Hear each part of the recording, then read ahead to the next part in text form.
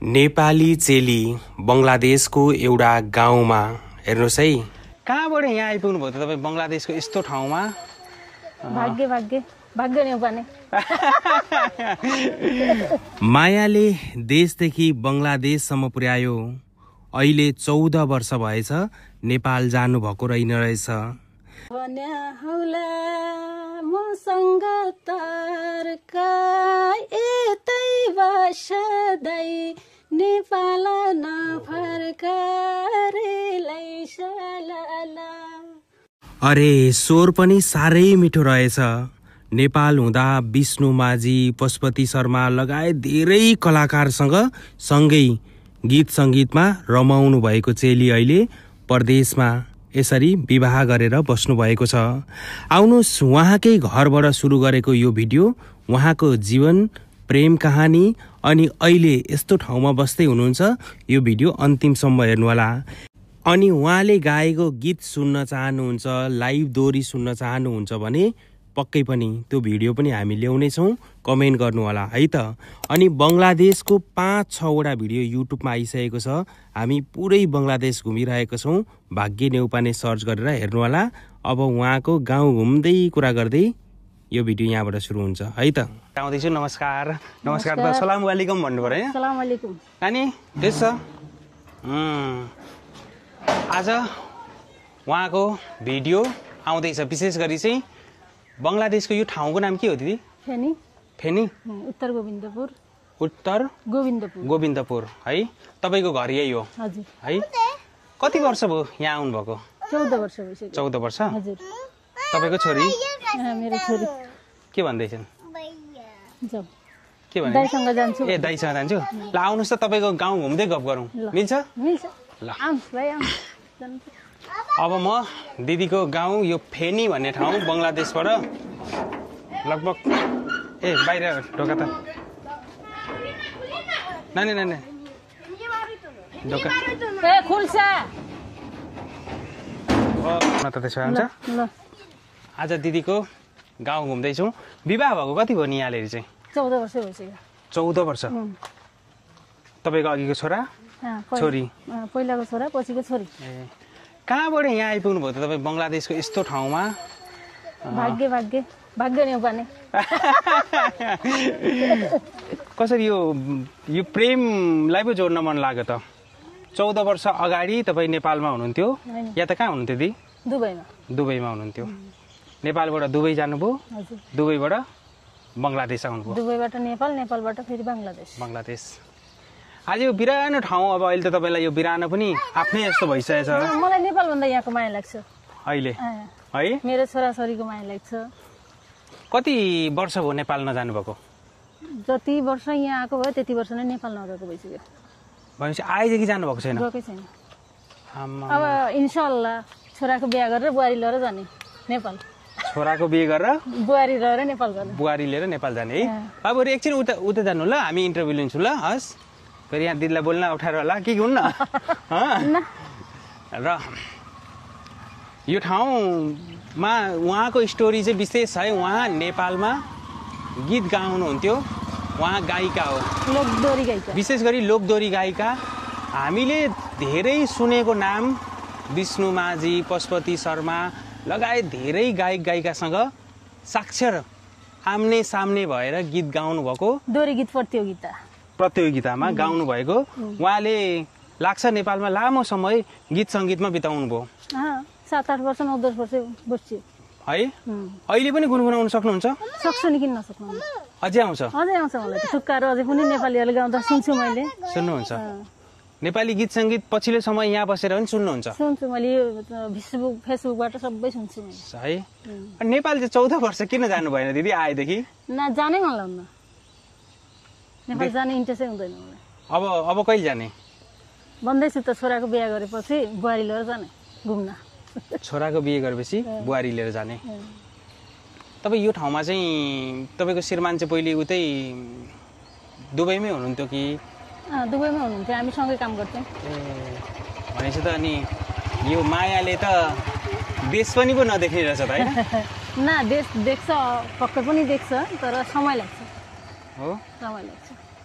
मायाले त तपाईलाई त कहाँ मायाले संसार धान्दैन हो भन्ने छ नि एउटा न कस्तो हुँदो रहेछ भने हजुर बिहा नहुँदै अर्कै लाइफ हुन्छ होइन बिहा भइसकेपछि छोराछोरी भइसकेपछि फेरि अर्कै लाइफ हुन्छ के हजुर छोरछोरीको माया फेरि आफ्नै हस्बेन्डको माया त्यसपछि आफ्नो गाउँठाउँको माया जहाँ नेपालमै बिहा भएको भयो नि त्यो हुन्थ्यो होला होइन हजुर यहाँ पनि त्यही छ यहाँ पनि म बिजी नै रहन्छु क्या मलाई कसैसँग कुरा गर्ने पनि मेरो समय नै मिल्दैन अनि जस्तो जन्मदेश त अनि आएपछि कतिपय ठाउँमा हामी देख्छौँ क्या नेपाल छोडिसकेका चेलीहरूले धेरै देशलाई मिस गर्नुहुन्छ न मिस त मैले पनि गर्छु मेरो साथीहरूसँग सँगै गीत गाएका साथीहरूलाई देख्दाखेरि उन्नति प्रगति भएको देख्दाखेरि आइज भन्छन् बोलाउँछन् होइन हजुर तर मैले त्यो क्षेत्र छोडिसके जस्तो लाग्छ इन्शाअल्लाह आशा गरौँ फेरि नेपालमा गइयो भने कुनै दिन गीत गाम्ला तर त्यस्तो पहिलाको जस्तो होइन पहिला तपाईँ पहिला नेपालमा चाहिँ हाम्रो जागिरको हिसाबले काम गरिदियो होइन हजुर अब अहिले खुसीको हिसाबले बा नेपाल गएको एउटा खुसियालीमा गीत गाउन सकिन्छ त्यति मात्रै हो यो तपाईँहरूको गाउँ यहाँ चाहिँ के छ विशेष गरी यो कस्तो खालको गाउँ हो बस्ती त प्राय मुस्लिम बस्ती नै होला सबै मुस्लिम हो यहाँ है सबै मुस्लिम बस्ती हो सबै मुस्लिम सबै मुस्लिम नेपालबाट आएर हामीले तपाईँको यसरी भिडियो बनाउँदाखेरि हामीलाई केही गाह्रो पर्दैन न तपाईँहरूलाई के को गाह्रो पर्दैन भनौँ म त फेरि मै बिमारी भएर यस्तो भएको छु यहाँ हेर न रुगा गाह्रो त तपाईँले उन्नति प्रगति गर्न कसैले पनि सक्दैन होइन तर खुट्टा तान्ने मान्छे त जहाँ पनि हुन्छ नि त यहाँ पनि त मैले कति काम गर्छु नि त पार्लरको काम गर्छु टेलरको काम गर्छु सिकाउँछु यहाँ गाउँको प्राय मैले 100 जनालाई त टेलर पनि सिकाइसकेँ भनेको कपडा सिलाउने सिकाउने के कटिङ के भनेपछि त तपाईँ यहाँ त सबै तपाईँलाई यो गाउँको मान्छेहरूलाई थाहा छ कि थाहा छैन तपाईँ नेपालबाट आएर बिहे थाहा छ सबैले नेपाली भन्छन् मलाई सबैले नेपाली भन्छ नेपाली भन्छन् एउटा मुस्लिम परिवारमा हिन्दू परिवारको छोरी हुनुहुन्थ्यो तपाईँ नेपालमा यो परिवारमा सुरुमा प्रेम त तपाईँहरूको विदेशमा बस्यो इन्ट्रोडक्सन भयो जस्ट तर मलाई हस्बेन्डको नाम के हो भन्ने पनि थाहा छैन कसरी बस्यो त माया त्यस्तो भाग्यको कुरा भाग्य नै पर्ने बिचरा भाग्य नहुनु भाग्यकै बिहे भएको छैन होइन यही अभागी छ होइन भन्नुको मतलब तपाईँहरू दुबईमा चिन्जान भयो जस्ट इन्ट्रोडक्सन भएको थियो तर हाम्रो हिन्दूहरूको लागि मुस्लिमको नाम बोल्दा अलिकति गाह्रो हुन्छ क्या लङ हुने क्या तिनीहरूको नाम हजुर अनि यहाँ प्रोनाउन्सिएसन पनि नमिल्ने के अनि खालि मिलन भनेर चिन्थे होइन हजुर अरू फुल नेम त म जान्दैन थिएँ कि है यहाँ फेरि यहाँ धेरै आयो तपाईँलाई बोल्न त गाह्रो भएको छैन नि न तिनीहरूले मेरो कुरा नै बुझ्दैनन् तपाईँलाई मार्छु भन्ने थाहा छैन नि बिचरा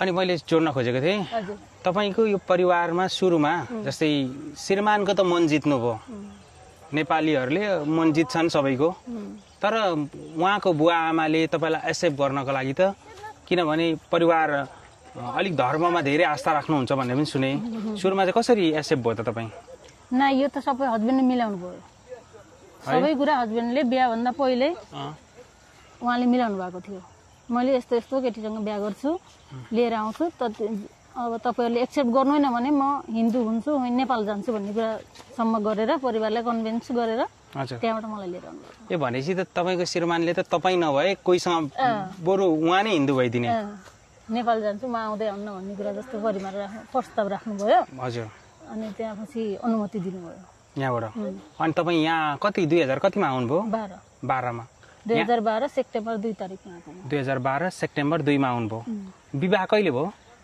2 तारिकमा आयो 3 तारिकमा कोर्ट म्यारेज भयो 2 मा आउनुभयो 3 मा कोर्ट म्यारेज भयो भनेपछि त यहीँको विधि अनुसार मुस्लिम धर्म अनुसार बिहा भयो यो माया प्रेममा चाहिँ के रहेछ दिदी अब तपाईँ देशै छोड्नुभयो खै माया प्रेम त मैले विश्वास नगर्ने मान्छे होइन तर पनि मेरै कहानी माया प्रेमको जस्तै भइसक्यो तर मेरो त अरेन्ज म्यारेज गर्नुपर्छ लभ म्यारेज त हुँदै होइन अनि कसरी त नि अरेन्ज म्यारेज त देश छोड्दैन त अरेन्जले त कुराकानी हुन्थ्यो होइन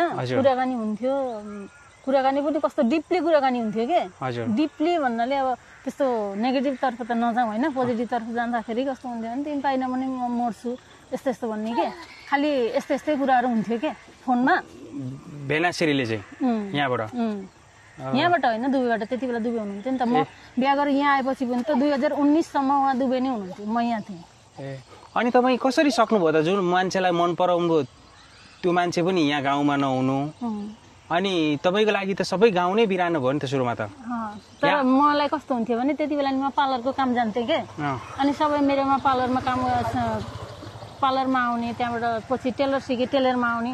अहिले त मेरो सासू ससुरा यहाँको परिवार भन्दा मलाई धेरै मान्छेले चिन्छन् क्या यहाँ यो गाउँमा।